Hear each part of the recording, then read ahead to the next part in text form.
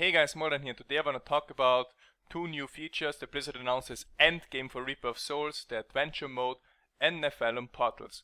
Now, I'm not going to go into detail about what those things are and what they're going to do, because if you are a Moldran YouTube watcher, you probably are informed at a level where you already know most of the information from BlizzCon and stuff. I'm just going to give a quick overview.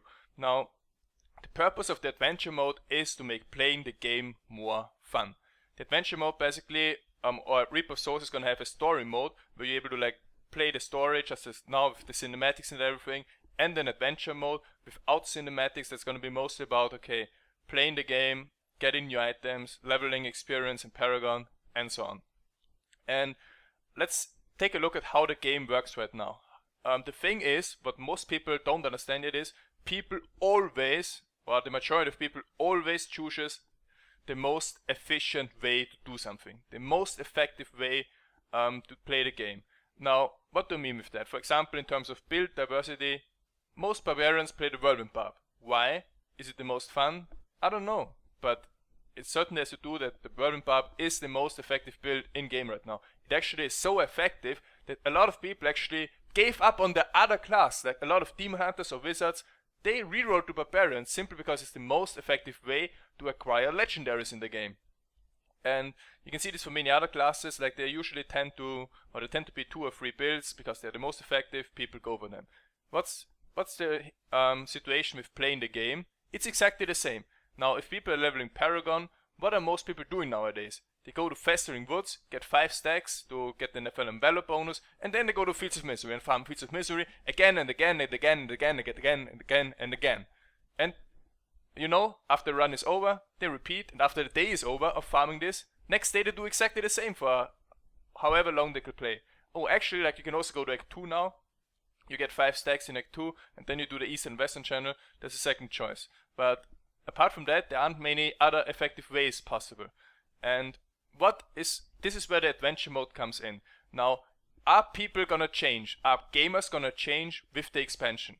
Are they suddenly gonna change and not do the most efficient thing anymore?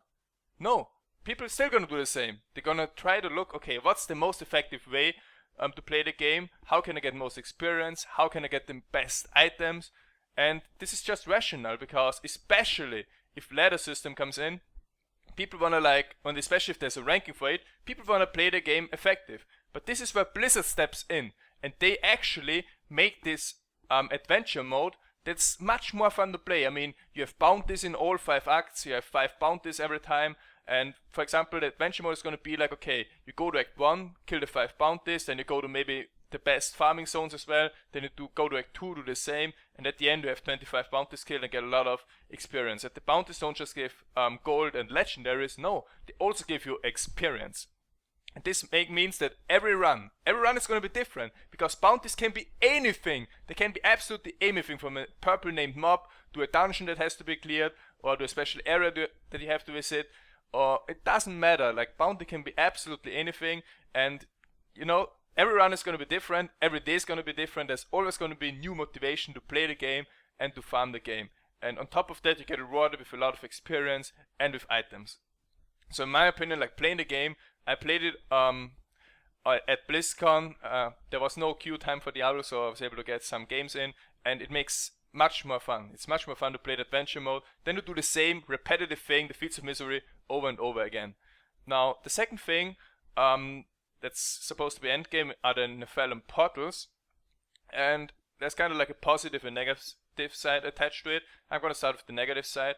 Now, if we look back at Gamescom, Blizzard announced 2 things: loot runs and Nephalem trials. Loot runs are what we have now in the form of Nephalem portals. Those are the loot runs, where you have like 10 levels, and every level, I'm going to talk more about this soon, but every level is different and stuff.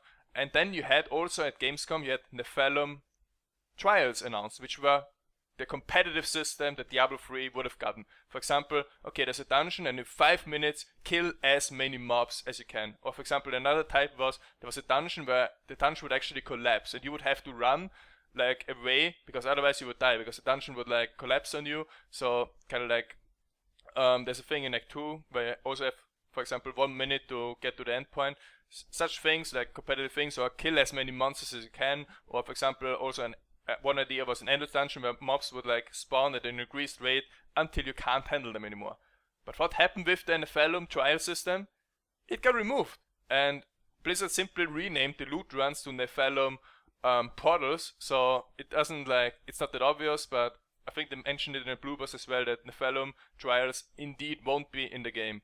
Now, if there's a positive thing about this could mean that the game, maybe it doesn't take so long to get into beta or to get into release, because if they decide we don't have enough time to make this product expansion, the expansion can't be that far away. So even there's a positive side. But now let me talk about the new thing we have, the Nephalem portals. So in the game you farm some special item, and once you have enough of them, rift keystones or whatever they're called, you are able to summon a Nephalem portal. And damn, whatever happens there is just insane. You have 10 levels, every level is completely randomized, which means you're gonna see combinations of monsters, elites and bosses that you can't imagine. Even like combinations of elites like could be crazy FXs, like the density can be extreme, so there's gonna be a lot of challenge, and it's just so much fun to like progress through the dungeon, and every level like you see something, oh wow, and oh wow, this monster together with those, I have no chance. Like, you know, there's so much randomization that everything can be different, and it's really really cool to play that, and I guess it's also gonna be fun to watch that. But now many people ask me, like, if it's so difficult, if there can be like a boss in the middle between 3 elite packs who have like insane FXs on top of like 100 normal mobs, how can you deal with that? And the solution to that are super shrines. Now let me show you the shrines that I had in the game, and it's just phenomenal to like get those shrines. Now the first one is this one. The first one is the Power Shrine, which provides a huge boost to damage for 30 seconds, adding 400%. Yes, the damage is gonna quadruple.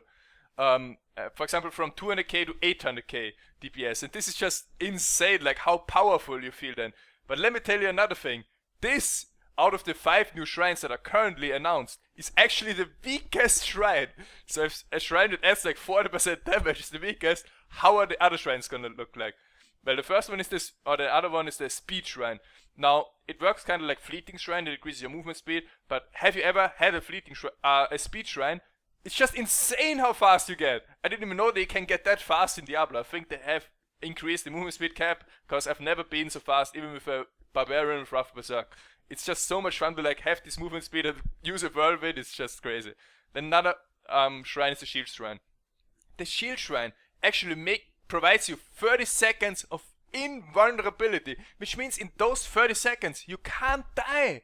This is like, have you ever played World of Warcraft? The Paladin is able to like have a bubble where he can't die. But here it's even better, because here there is no master spell from monsters, so the bubble can't be removed. So you're indeed like really 100% immune for 30 seconds, and you can do whatever you want. So if you see like a boss or in the middle of 2 elite packs, you want to use the shrine to kill the boss. You don't want to waste it on like white mobs. You want to use him when the real strong monsters are. And now to the top 2 shrines. The second strongest shrine is the Consecrated Shrine. This shrine reduces all cooldowns to 0, which means as long as you can like manage your resources, which is gonna be integral with this shrine, you could do, for example, things like have a permanent earthquake up, or what else? Wrath of Berserker makes a return. Permanent Wrath of Berserk makes a return after the nerfs to Thrive on Chaos, which means in the expansion you no longer be able to like have this constant Wrath of Berserk like we have in the game right now. But this shrine actually makes it possible. But on top of that, it makes it possible not just Wrath of Berserk Thrive on Chaos, but Wrath of Berserker Insanity or any other rune. Like Slot is also really really good. And this, a permanent Wrath of Berserk Insanity, I'm not gonna say no to that. It's just like, you're gonna feel extremely powerful, but those shrines also like they are needed, because the difficulty can be really tough in those Nephalem portals. And the last one, and my favorite one, is the Conduit Shrine. I don't know if I pronounced it correctly, but this shrine like empowers your character with lightning, and this lightning like one-shots all trash mobs. So you just like run through the game and you watch your character like auto kill them. It's like a huge aura. It looks so much fun, and yeah, it's not that effective against bosses, but it even helps against bosses, because bosses in the levels, they don't come alone. They always have a lot of monsters with them, a lot of elite packs, and this is where this shrine also helps. So yeah, the sparks are quite damaging. And yeah, that were my thoughts about the Adventure mode and the Nephalem portals. I'm still a bit sad that the Nephalem trials won't make it in the game, because I'm always a fan of like a bit of competitive systems. But you know, maybe we're gonna get ladder. They're not just there to climb. And yeah, there's a lot of like thinking going on in Blizzard headquarters right now. They're still evaluating what's the best way to make certain systems. And this is especially true because, for example, in the past they made some mistakes. Like, does anyone remember 6 years ago they like said Diablo is gonna have arena PvP? They showcased it at BlizzCon. Everyone had a lot of fun, so everyone was hyped for the game. But then ultimately later on they found out that this PvP doesn't work. That there's gonna be imbalances. That it's too complex to like make it really 100% balanced. And they decided, okay, let's remove it. And people nowadays are still like mad about this. So Blizzard, like a lot of people are like, oh, I wish you would have announced more things at BlizzCon, because most of the announcements have been data mined before. But reality is there are a lot of things in development still, and Blizzard wants to be 100% sure that those systems are correct and that the ladder, because ladders are really complex. You can, you know, they can either be, for example, from simple as in Diablo 2 to like very complex race systems as a path for excellence. Blizzard is really like evaluating what's the 100% best way to introduce a ladder system. So they avoid like what happened with PvP and many other things that got announced in the Diablo 3 beta, but I made a video about it which looked pretty cool, but then didn't make it into the game. So yeah, that was my video. I'm gonna have more videos coming up in the future. I'm gonna try to go back to a daily or 2 videos a day schedule. You know, have a lot of fun making those videos, and hope you guys enjoy watching them. So thanks for watching. I'll be back.